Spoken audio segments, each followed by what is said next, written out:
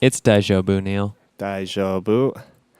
Actually, Neil, it's episode 64. Today is April 28th of 2018. I'm your Hold up. It's actually April 30th, 2018. Ah, man, that's right. I'm Neil. Hold up. It's actually April 29th, 2018. I'm Cookie. No, Wait. it's not. No, it's actually April 30th, though. Yeah. And I'm confused. And also Scott. Welcome to the Fancy Ramen podcast. Exactly. Where we're always on time. And you guys weren't joking. The docket's pretty long now that I look at it again. So let's get right into it. What have you guys been up to this past week? I took a quick vacation out to Seattle over the weekend, and that was a lot of fun. Had a bunch of good food. It was rainy the whole time, which meant I didn't get to enjoy the beach, which is too bad, but expected. Yeah, overall, I had a really good vacation. I got to unwind a bit. Nice. It was warm enough that I decided to take Lizzie on a walk, and we walked around a lake. And this walk was really just because I didn't want to do any yard work. So Sunday, I got to finally mow the lawn. Yay, and pick up sticks. Did you do Chalco or Zarinsky? Neither. It was a different lake. I forget what it's called. Oh, nice. That's awesome. I was wondering if you stayed in town or not. We did stay in town. Then what lake did you do? Private lake. Private like lake, okay. Giles and 74th-ish. Oh, okay. I don't know that one. Yeah. But yeah, so yard work. That's my life now. How about you, Neil? Well, I've been working a lot, which is also why I was not on last week. But I picked up I started watching a couple new animes that are, I think, airing. Yes, they're both airing this season. And I'm just going to real quickly go over why you guys need to watch them too. The first one's Wotaku ni Koi wa Muzukashi, or shorthands, Wotakoi, or Love is Hard for Otaku. And it's basically about 4 adults and later 6 that have like different focuses within their respective like otaku interests. But the story is more or less about like these 4 kind of accepting each other for who they are, what they are. It's not even that serious. It's just like really lighthearted perspectives of these 2 couples and then this third couple, and kind of how they interact with each other, how their interests intertwine, and yeah, just a lot of weird stuff. Really fun, kind of slice of life-ish. And the second one is Hina Matsuri, and it follows a mysterious girl named Hina who has superhuman telekinetic powers and how she affects the lives of those people around her, or like the people she comes into contact with. The like second main character is named Nita, and he's this uncharacteristically gentle Yakuza soldier who has like a passion for collecting vases and other things, and he ends up becoming her adoptive father. And as a result, like he's constantly dealing with like that change and having a kid and no longer being able to, have that whole bachelor party lifestyle, or so you think. But that's really good so far. It's maybe like the most fun I've had watching an anime in quite a while. Definitely check it out. You would pick the slice of lives, and you wouldn't be watching the mechanical boxing arm anime. Are you still watching that, Scott? Megalobox? I am. It's good, right? It is good. I'm enjoying it a lot. I like the music, I like the basic premise, and I like the characters so far. The stakes couldn't be higher. I think that was the name of the last episode. Or something about dying. It's normally like, well, yeah, normally it has something to do with like death. Like the man only dies once, or So Neil, I'm kind of curious about this otaku lifestyle.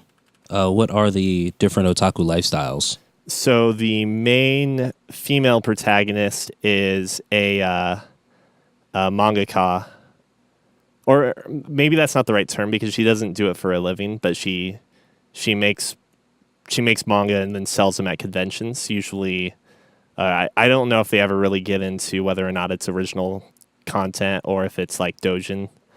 But she's super into boys love or boy love. And her boyfriend, the male protagonist, is a gaming otaku. And then their friends, or coworkers actually first. The guy is super into like shonen and maybe even shoujo, like romance manga. So he's like a big manga guy. And his girlfriend is a cosplayer. And she cosplays as usually like pretty boy guys. And I can dig it. she's also into boys love. So like at some point, I don't think the anime's gotten there yet, but they start shipping their two boyfriends together and argue about who's top and who's bottom. It makes sense. It's pretty good. I think one of the comparisons I've seen people making the comparison to that of like MMO Junkie and which was like 1 or 2 seasons ago, but I really want to point out that this isn't so much about like a person or people dealing with how like that lifestyle conflicts with their regular like their day-to-day lives or their work. It's literally about 4 people that manage it perfectly fine and just the weird conversations and things that happen to them. Well, don't delete the docket, and I will find these on VRV. Yeah, VRV. I still need to look into that and switch over to that from Crunchyroll. Oh my god, it's so much better. The app is a little jankier, unfortunately, but the amount of content that you get for just the couple of bucks extra is totally worth the jankiness. Well, so do you guys have anything else to go over before I start yapping about the games I've played and finished? Have you played? Oh, I guess you have been playing more than just one. Yeah, I'm down to listen. Sorry, plugging something in real quick. 1 sec. Well, while he's plugging that in, the Persona 5 anime is something that's still going on. Yeah, I keep like starting it and getting 5 to 10 minutes in and then distracting myself with like, oh, there's something else I could be doing. Whether it's like a game or another show or like some chore to get done, I keep putting it off. I mean, is it an issue of it being not as good? Or I think the thing that's keeping me from like sitting down on an episode is I'm just like, well, I know how this is already gonna go, and it's hard to kind of break that, like already knowing all of the twists and whatnot, and so being less inclined to follow the story because of it. Well, see, now I'm getting enjoyment out of, at least because they're still just on the first case, enjoyment out of like the slight variations and differences in what's going on. And I haven't even gotten far enough yet to appreciate that, so that's probably another element too. That'll do it, because the first difference only hits like in the second episode. And I was like, Gotcha. oh, that's how this happens? What? I don't remember that happening like that. What, my main character hasn't been sarcastic this whole time? That's not my how God, I remember playing him. He is so mute in this game. so he's actually mute in the anime? Yeah, so he's the, so you know how you had like the 4 options? One was not to say anything, one was to be kind of like aloof yet very few words. Then one was the ass prick that everyone actually goes with all the time. Yeah, because it's the best. Pretty much. It's the aloof with very few words, if not anything. Or just the straight up like ellipse. I think that's maybe how I'd prefer it. Also, You like that silent protagonist Link style narrative? I guess so. Which I do have to say, after finally finishing Breath of the Wild, I probably wouldn't have it any other way for Link either. I really have to say, though, that for Breath of the Wild, I wish I had checked how many hours I put into that game before I started this podcast, because I'm not going to now. But I feel badly for both of you, because the two of you played the game without playing the DLCs, the 2 DLC packs that came out afterwards, correct? We beat the game without any of that. Yeah. Oh, Because but we don't need DLC to finish finish a story or a video game. Well, I know the first DLC was mostly just armor sets and some other things, but the second DLC brought about some story-related content, and I talked very briefly about how the Champions Ballad, in particular, brought over a lot of cutscenes pertaining to not Link and the Champions, but rather Zelda and the Champions, and I think those definitely helped develop Zelda as a character more for the player, or more for all of us, I guess, any player. And I think also see a different side of each of the champions too, because, I mean, you see how they act or interact with, like, essentially the person they're serving as opposed to the young human boy.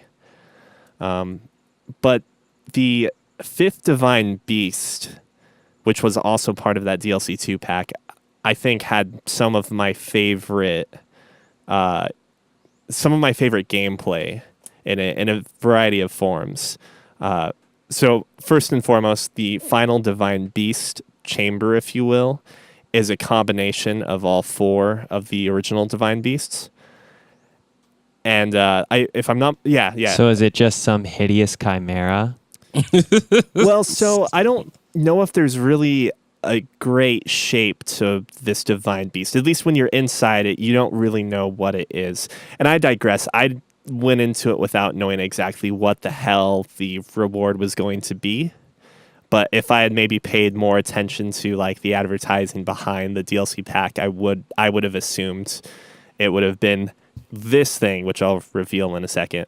But since I was playing it without, I played the game with the DLC enabled, like, after a couple hours, so I just never knew what was DLC and what wasn't until afterwards, or after I talked to Tiffany about it. The boss in this particular Divine Beast is actually one of those Sheikah monks, I guess, that are inside the shrines that usually have their face covered and are skeletal, basically nice. remains. So it's like the only human one-on-one fight or boss fight that you actually get in the game, and it is spectacular because, I mean, granted, it looks kind of like hardly flesh and bones, but it actually puts up a bit of a fight and is very nimble and will call out like shadow clones in a Naruto-esque way. And it will also grow into a giant size at certain points. There's different forms of the boss. And then coming to my next point, or actually, I guess coming to my next point, the music in that boss fight, as well as all of the DLC, was just fantastic. So it's not like as epic sounding, but it's super fun and just like, I don't know, toe tapping as you fight it, because the person's not necessarily trying to kill you, so it doesn't have to sound like epic or ominous or anything like the Ganon boss fight music or the Hyrule Castle music, but it's just it's catchy. And what adds to that too is that the fourth Divine Beast music is also like an expanded or rearranged version of the Divine Beast soundtrack or music you have in the core game.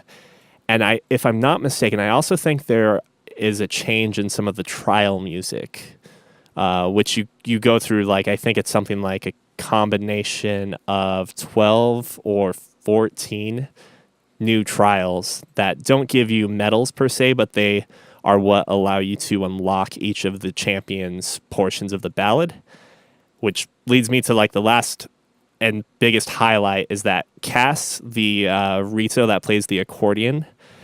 Yes, our parrot friend. Yeah, each time you run into him, he's basically trying to learn the song from his teacher, and it starts off like kind of crummy and gets better and better and better with each passing champion you get. Not to mention, he also plays the champions' themes via accordion, including Zelda's theme eventually by the end of this whole quest.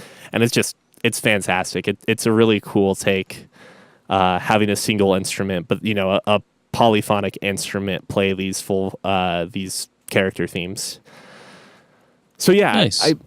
I kind of wonder like what the game would have been to me if I had not played those. I'm sure like still a great game, but I do feel a little bad that you guys weren't able to experience it I'm assuming you guys haven't played the DLCs. Is that right?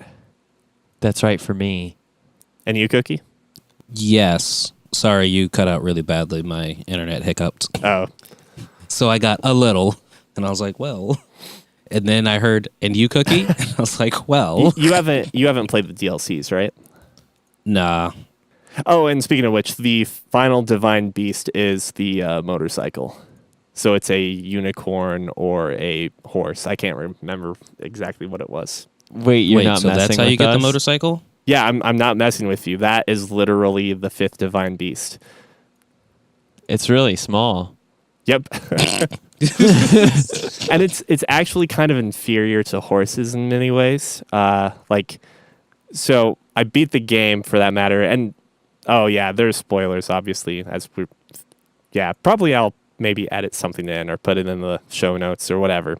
But during the final boss, there's a point where you get teleported out into the fields around Hyrule Castle.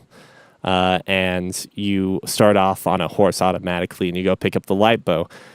Since I had the motorcycle, I proceeded to jump off of the horse and use the motorcycle. And Tiff actually noted that like I was actually getting hit during this boss fight, or this portion of the fight, whereas she wasn't. So we were kind of making the assumption that like a good horse is probably faster than the motorcycle. But it's a motorcycle. It's great. Doesn't it have like better terrain properties? Like you can climb steeper terrain or something with it? Maybe. I didn't notice. You don't know for sure. I didn't notice like a great improvement on going up mountains. Maybe the bigger thing is that it's just a horse may not proceed to follow your directions when being told to go up a mountain, whereas your motorcycle doesn't really think. It just lets you drive. So if you don't like the whole horse movement situation when you're going off path, the motorcycle is definitely better for that. And speaking of the last boss, I just wanted to talk briefly about the ending. I've realized that there are reasons why Zelda needs to survive, but am I the only one that kind of wishes Zelda had also been like a spirit, like her father, the king? Oh, like a ghost Zelda? I don't see why they can't work that into the narrative. It's just I that don't mind that. it's been 100 years, and like there's real, like so Tiffany pointed out that the justification is most likely that she was in the spirit realm with Ganon in some form and basically sealing him there, since they've talked about like the spirit realm has been brought in from Ocarina of Time and a few other games, right? Absolutely. Yeah. Where like time itself is not like of its normal construct, but like at the same time, like that probably would have been like the better book ending had she been dead this whole time, because she had, much like the champions before her, basically had to pay the ultimate sacrifice in order to like enable this act of sealing Ganon, right? And these games work upon like a very strong story element of like reincarnation and kind of the timelessness of these characters. So killing off Zelda in one game is like not that big of a consequence. She can always be brought back in however they want to continue that particular branch of the timeline, So what Tiffany told me was that why they couldn't do that is because Zelda is confirmed to be through various games and so forth, sources, she's confirmed to be reincarnated through bloodline, whereas Link isn't. Oh, okay. I guess that's true. I get lazy in that consideration because I remember all the examples of Link coming from obviously different like bloodlines. Wait, I mean, what's wrong with dating your cousin, man? Come on. No, well, there's a lot wrong with that. I really can't. No, I not legit like had getting the into it same on this thought one. too. I was just like, wait, Why because can't? I thought, why couldn't Zelda be? But I wasn't under, or I didn't know at the time that like Link's reincarnation is not based upon bloodline, but Zelda's is. I don't know if Ganon's is based off of his bloodline either. I think it's exclusively Zelda who follows that logic because Ganon, I think, is normally like if they talk about his origins at all, it's Prince of Thieves or like the male born of the Gerudo tribe for the past 100 or 1,000 years or so. But I don't think But- he's a Gerudo in a handful of games.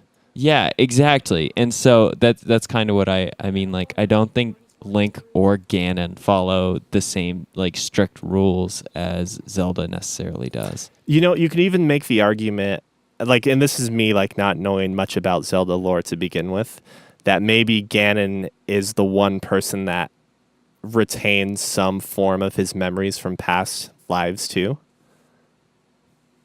Sure. I mean, I wouldn't know anything about it. Like, there's a reason he's the reason that he's got a stick up his ass this whole time is because he's constantly reliving his failures. He just keeps losing against Link over and over. That's a terrible feedback loop to be in. Yeah.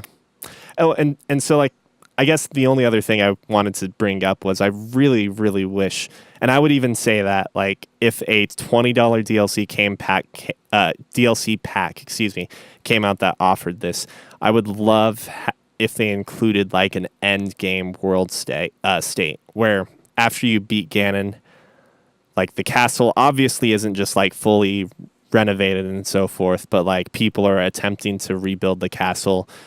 All of the characters you've talked to in different towns now have new interactions and dialogue, basically confirming or what's the word I'm looking for?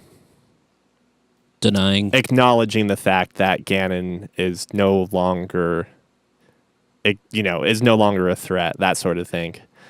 And then, I mean, I don't know if it's entirely necessary, but maybe setting up like a different camp or dungeon for the moblins and bokoblins and all the enemies that were at the castle to be someplace else, just so if you want to go and grind out things, you could.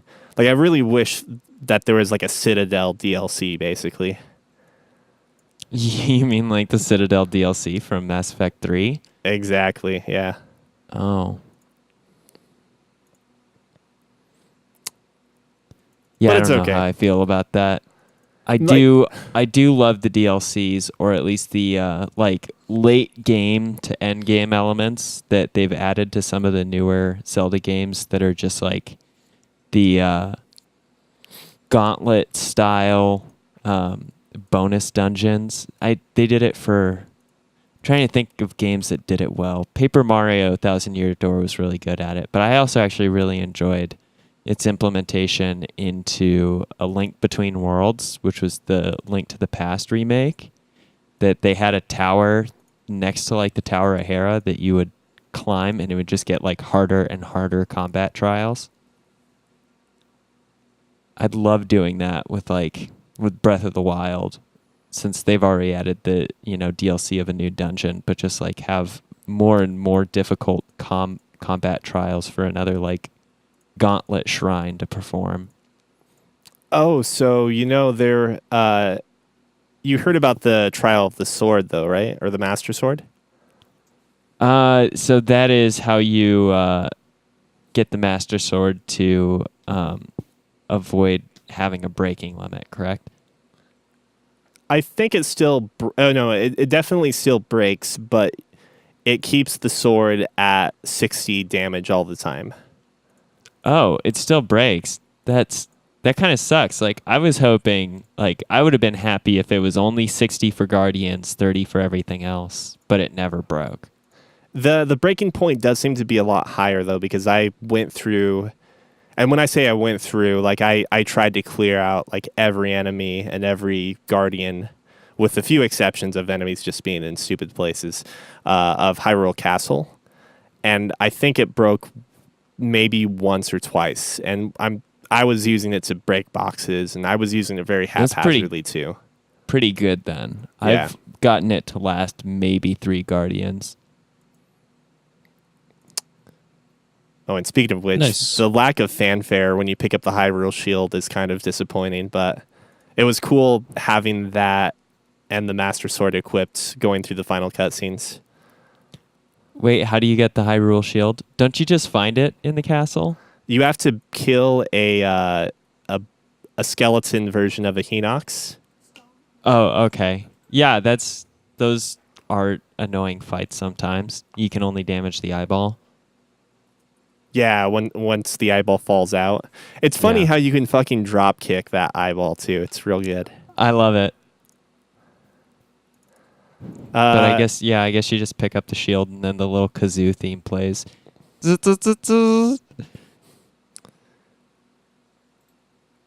but yeah, fucking great game. Aside from that, the other game I picked up and started playing was Terraria, and so that's pretty Yes. old. I did really quickly want to say that like I had always hesitated about playing this game because I don't know, like just a lot of reasons that are not justified in having.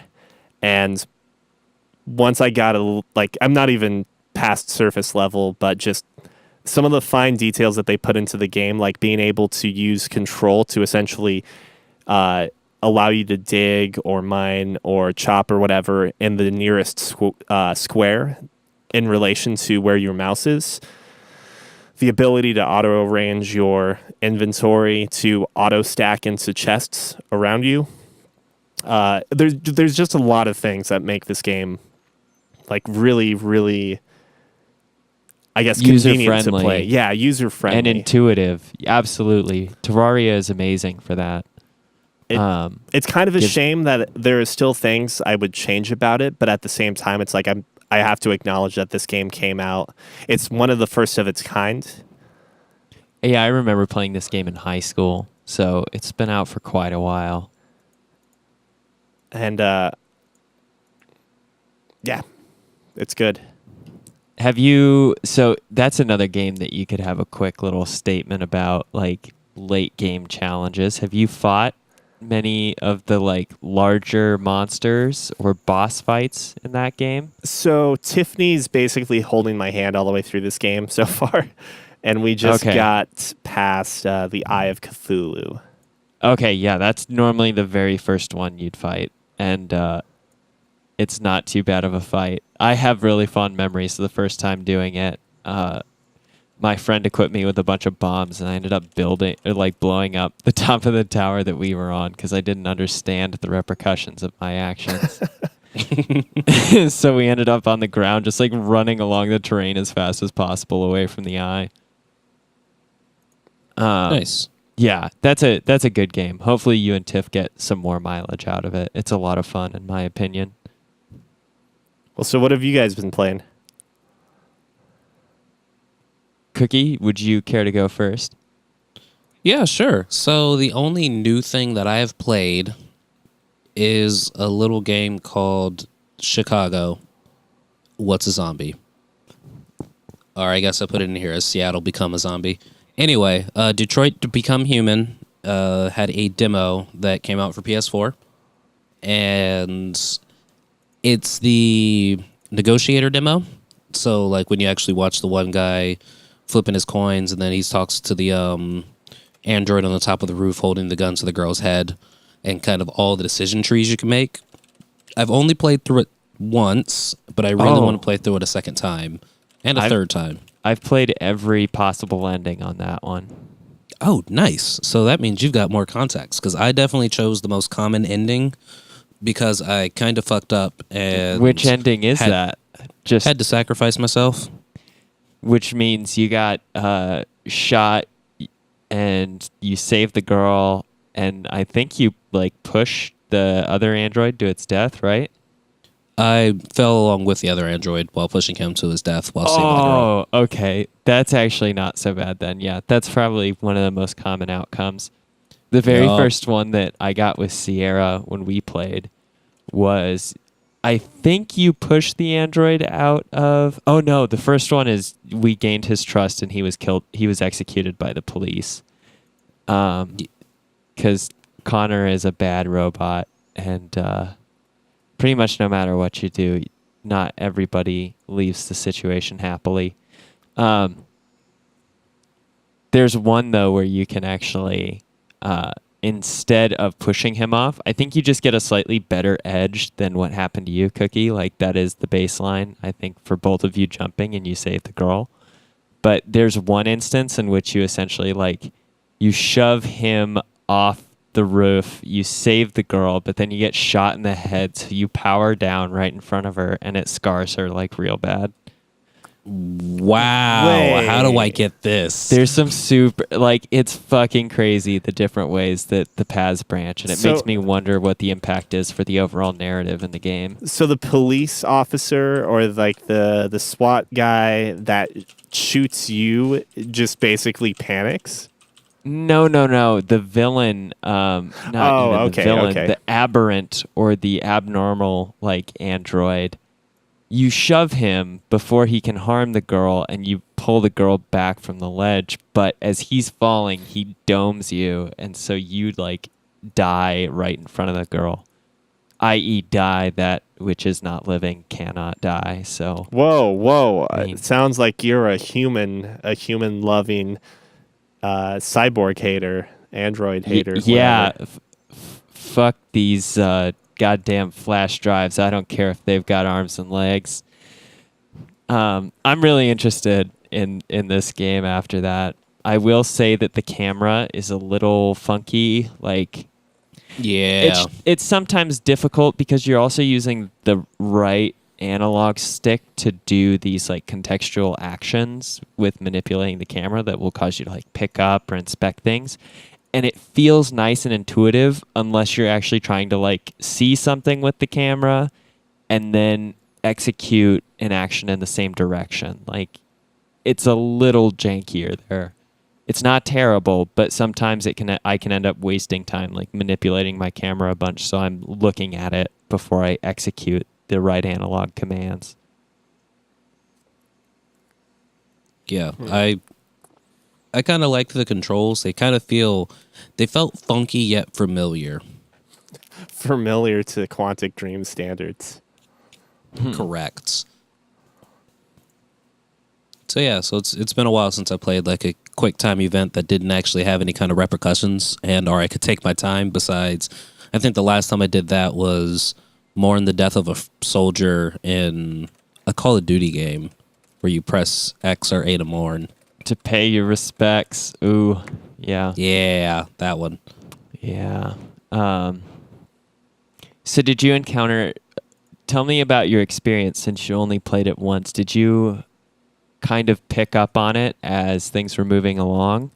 Did you have any experiences that were not vital to your mission goal?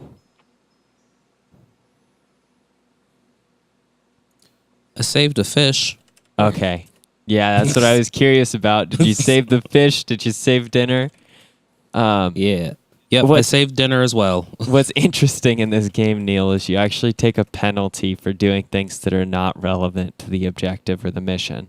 So when you save a fish, you have like a slight internal think you're- crisis with your brain. Cause, Pretty much. It's like chances of Yeah. success like goes down 3%. yeah, it was like you wasted your time on the fish. You're desynchronizing. So remember, Neil, the reason that I'm anti-cyborg, anti-android, or whatever is because I'm programmed to be that way. And if I reject my programming, I could die or something.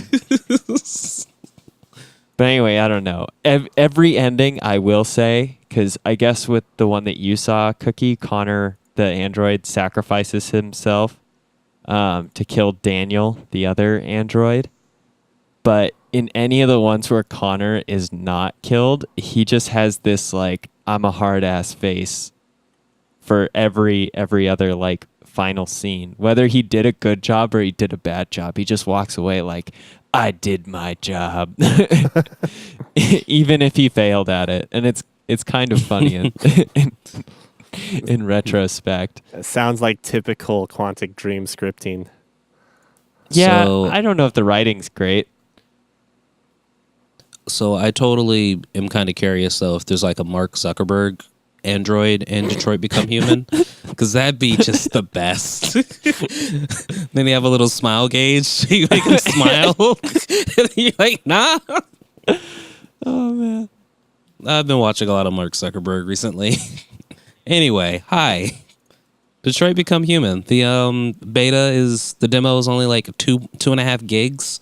It's a worth nice checking 30-minute out. run Yeah. through. I need to have Lizzie go through it at least once. And I need to figure out if I'm going to be buying this game or not, which I'm probably not, but, maybe. Who knows? I'm kind of poor. Sierra's super hyped. I might actually, she may end up being convinced in buying this game, and I'd love to watch her play it. There's something that's really satisfying about watching your partner, make decisions, especially if they're ever on, an ethical or moral gray area. There's something very satisfying about watching that and then criticizing them no matter what they do. Yes. Yeah. Have you played anything else new, Scott? I haven't played anything else new. I am flying through Ni no Kuni. The only thing of relevance I can think of to it right now is, how do you guys feel about games that make you complete certain, what would otherwise be considered very secondary objectives in order to progress, the main plot of a story? And I'll give you an example that I think you guys can relate with or appreciate somewhat. Could I ask that Let's you refrain from any spoilers, because I legitimately had to skip I won't all of spoil your this. discussion of Ni no Kuni to when I was editing last episode. Okay, yeah, I apologize for that. I don't think I gave anything super spoilery away for... I might have. I won't say anything. I'm not more on sure, that because I point. heard it and I was like, well, I'm just going to skip ahead 15, 20 minutes and see where I can jump in on. Okay. Yeah, I don't think that it's too big of a deal or that I spoiled much for you. If I did say No, you're anything. fine. You're fine. I know I left the biggest twist out, at least up till that point.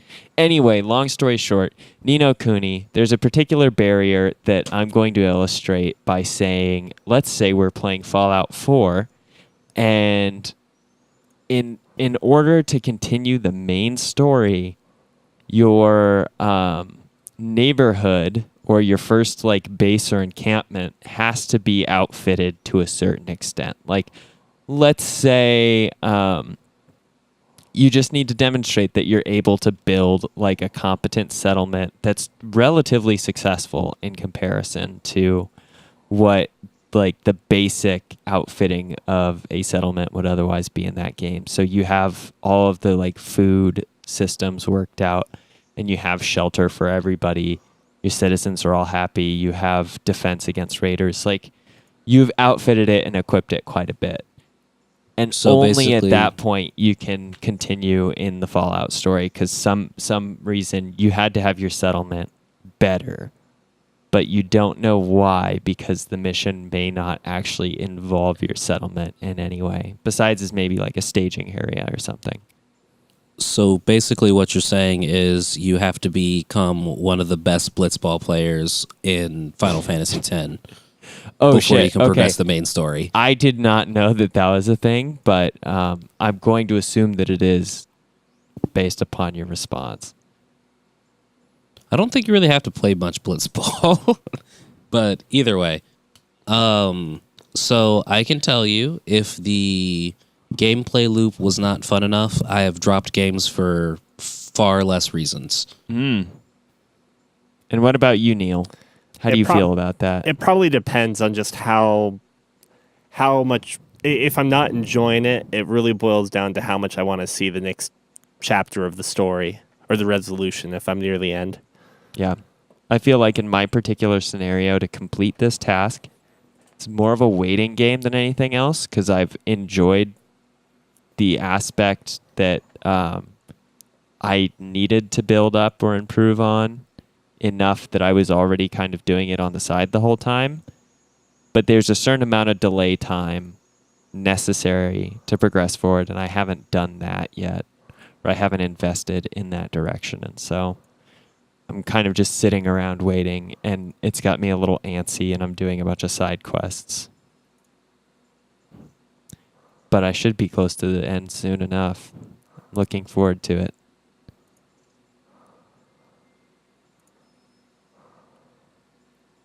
Otherwise, that's it. Sweet. Well, so we can quickly go over some news. We'll keep it light and pick up anything that we missed next week. So to stay super unspoily, I completely forgot that one Marvel movie came out. It's good. I liked it. I need to go see it again. I'm going to go see it again. So yeah, it's good. Now, Only two songs. Wait, only 2 songs? Only 2 songs. like you think I'm like joking, but since you have to watch the end credit scenes, for those who aren't paying attention to the Marvel movie, the Avengers Infinity War came out. But yeah, so since you have to wait for the end credit scenes, there's only one, and it's at the very, very, very end. So it's not like a mid-credit scene. Mm-hmm. It's just at the very end. So, you've got to already sit through like all the rigging artists, all the CG production guys, all that shit. I guess and then you know how the last section's always music. Yeah, I guess you can say that the Marvel Cinematic Universe or whatever has actually done a really good job at getting people's names in movies read more often by the public by just having all these post-credit scenes. Yeah, I've actually quite literally always looked for Hank Hill.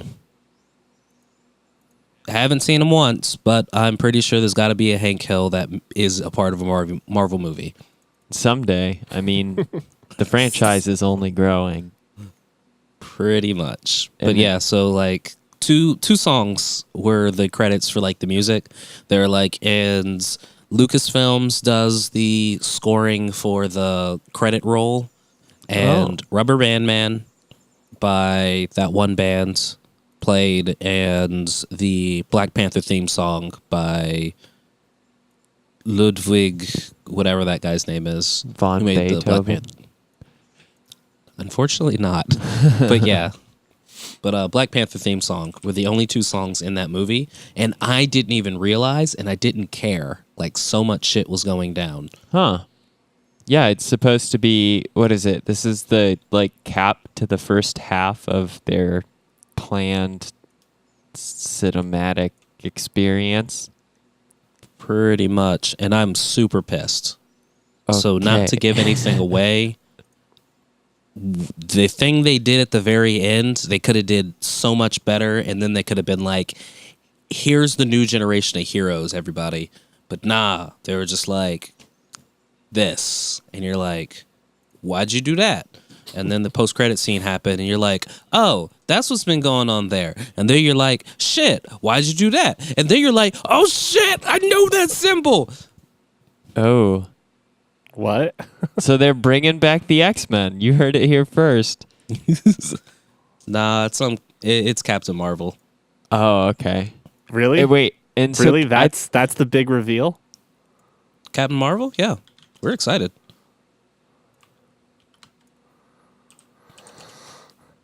When you said okay. X-Men, like, Scott, I was actually way more excited. Damn. Well, you don't like Captain Marvel? I heard somebody's like fan theory that one thing that could happen is they could, because the X-Men aren't present, and one way that they could bring the X-Men in would be to have I don't know the characters. Look, I shouldn't be explaining this fan theory because I'm ill-equipped to do it. But essentially, there's one character that can sort of bend reality to their will, and they could, moreover, cause the X-Men to happen. That's all I remember hearing from this fan theory from someone who actually cares about comic books and stuff. So they're probably talking about, what's his face? Adam. I thought it was a gal, but I don't know, nor do I care too much. Meh, either way, we get Captain Marvel, and she's fun. And Adam Warlock? Not Adam Warlock. I forget what the guy's name actually is, but they've renamed him to Adam at the end credit scene of Guardians of the Galaxy.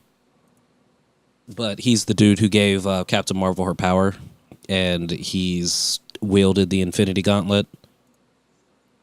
with pizzazz.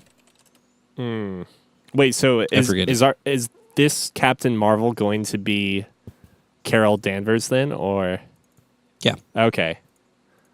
I guess that's better. Oh, did you think it was Captain Marvel? Yeah, that's right. Yes, is that not the original Captain Marvel? Yeah, it was a Captain Marvel, and one canon of the comic books is that Carol Danvers ran into Captain Marvel and got her superpowers from him, and thus renamed herself Captain Marvel in homage to Captain Marvel. And yeah, Okay. because Captain Marvel is a alien. I forget how to spell his name. I can't keep the canon straight. What canon can we keep straight? Oh, probably DC Cinematic Universe. Garbage. No. What we can keep straight is that Nintendo has chosen a new president. Scott, why that's don't you right. tell us about this? So Nintendo has announced their selection for their new president, Shuntaro Furukawa, who will be replacing Tatsumi Kimishima, who took over after, was it Iwata that he took after? I believe so, after Iwata passed away. Anyway, there was a good article that I was reading talking a little bit about the new president. He's obviously a much younger man to run the company, although the company hasn't been run by like all extremely old men for its entire history. Who else was? They had someone else who was. Oh yeah, that was Satoru Iwata. Was the other? Was another person to have control of the company as president in their 40s, but this guy Furukawa is only 46 years old, so he's been pretty much playing video games since their inception, which is something that's kind of interesting about him. He also seems to be quite the gamer himself. He's talked about a lot of the games that he likes to play. A current favorite is Golf Story, which Cookie, you mentioned that not too long ago on some podcast. It's great. Yeah. And so the article that I'm reading from a journalist who is going over some of the details about him was very excited about him demonstrating kind of the like attitudes and thoughts that a modern gamer might have and could bring to the benefit of Nintendo. I did notice that there was one quote in the article that I found that just caught my eye, and I don't necessarily find troubling, but something that if I were to hear it from like say an EA executive would make me worried. But it was, the incoming president realizes that games as a service models and mobile games are becoming increasingly important, and that Nintendo isn't making as much money as it could in those areas. I'm just obviously going to keep my ear to the ground to see if that means that Nintendo's going to be making more mobile games like Mario Run or Fire Emblem Heroes. And if we may see actually some like quality games from Nintendo on our smartphones and other mobile platforms outside of like Nintendo exclusive hardware. And just see what else the company does in that particular realm. I think obviously there will still be a lot of focus on the Nintendo Switch's capabilities with things like the Labo and its own uses for Nintendo exclusive games. But I feel like the mobile market under this president may have an injection of a lot more interest or talent from Nintendo.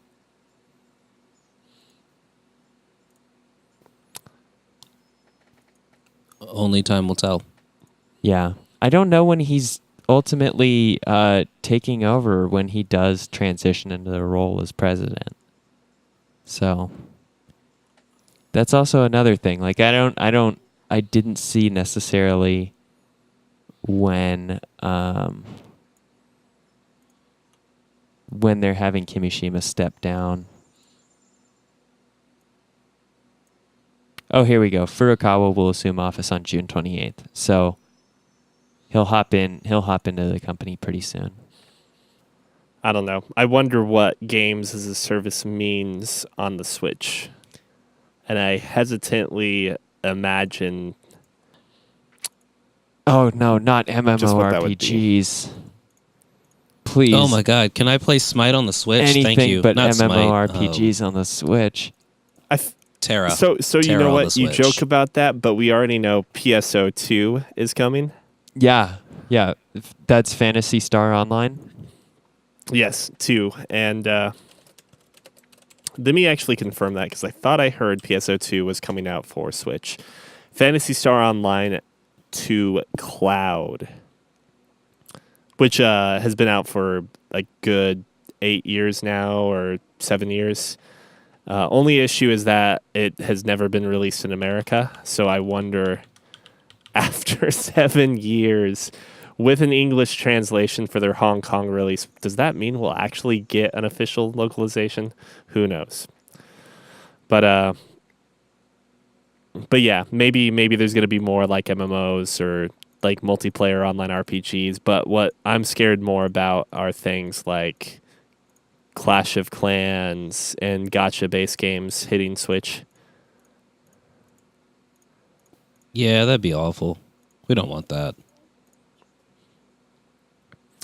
Anyways, if you have questions, comments, or concerns, you can write in at podcast@fancyramen.com. Please leave us. More importantly, Oh, go ahead.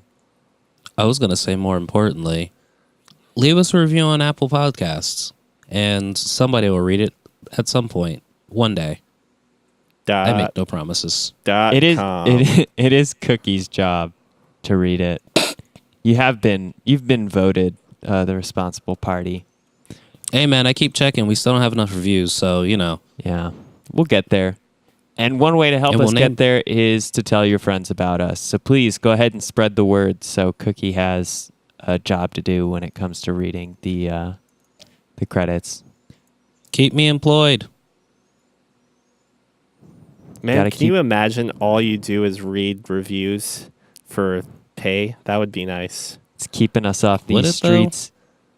Would you be like the supervisor of a media relations team then or something? I don't know. Be fine. Yeah, I don't mind supervising a media relations team. It means I don't have to do shit. Office place politics. Have a good week, everyone. Bye.